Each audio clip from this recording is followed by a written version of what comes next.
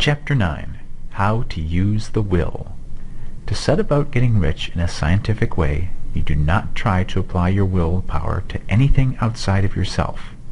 You have no right to do so, anyway. It is wrong to apply your will to other men and women in order to get them to do what you wish done. It is as flagrantly wrong to coerce people by mental power as it is to coerce them by physical power. If compelling people by physical force to do things for you reduces them to slavery, compelling them by mental means accomplishes exactly the same thing. The only difference is in methods. If taking things from people by physical force is robbery, then taking things by mental force is robbery too. There is no difference in principle. You have no right to use your willpower upon another person, even for his own good, for you do not know what is for his good. The science of getting rich does not require you to apply power or force to any other person in any way whatsoever. There is not the slightest necessity for doing so. Indeed, any attempt to use your will upon others will only tend to defeat your purpose. You do not need to apply your will to things in order to compel them to come to you. That would simply be trying to coerce God, and would be foolish and useless, as well as irreverent. You do not have to compel God to give you good things, any more than you have to use your willpower to make the sun rise. You do not have to use your willpower to conquer an unfriendly deity, or to make stubborn and rebellious forces do your bidding. Substance is friendly to you, and is more anxious to give you what you want than you are to get it.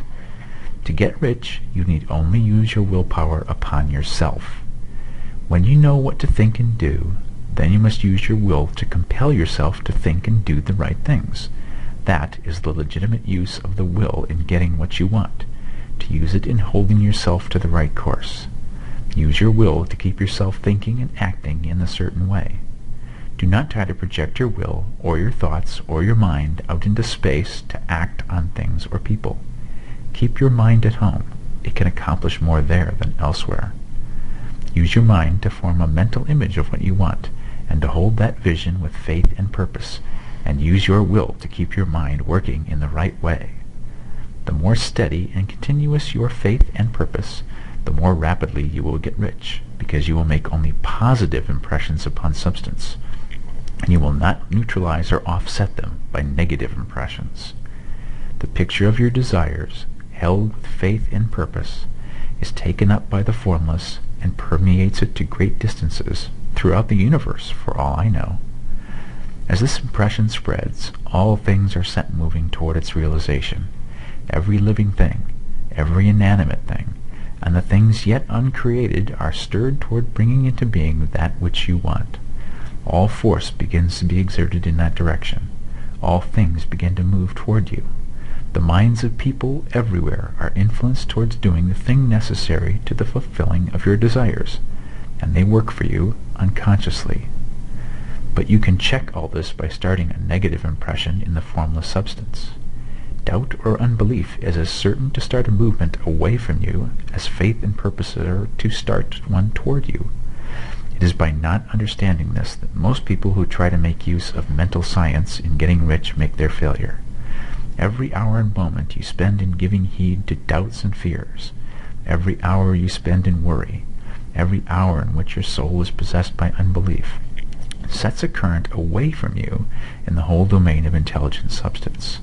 All the promises are unto them that believe, and unto them only. Notice how insistent Jesus was upon this point of belief, and now you know the reason why. Since belief is all important, it behooves you to guard your thoughts, and as your beliefs will be shaped to a very great extent by the things you observe and think about, it is important that you should command your attention. And here the will comes into use, for it is by your will that you will determine upon what things your attention shall be fixed. If you want to become rich, you must not make a study of poverty. Things are not brought into being by thinking about their opposites. Health is never attained by studying disease and thinking about disease. Righteousness is not to be promoted by studying sin and thinking about sin. And no one ever got rich by studying poverty and thinking about poverty. Medicine as a science of disease has increased disease. Religion as a science of sin has promoted sin, and economics as a study of poverty will fill the world with wretchedness and want. Do not talk about poverty. Do not investigate it, or concern yourself with it. Never mind what its causes are. You have nothing to do with them. What concerns you is the cure. Do not spend your time in charitable work, or charity movements. All charity only tends to perpetuate the wretchedness it aims to eradicate. I do not say that you should be hard-hearted or unkind, and refuse to hear the cry of need.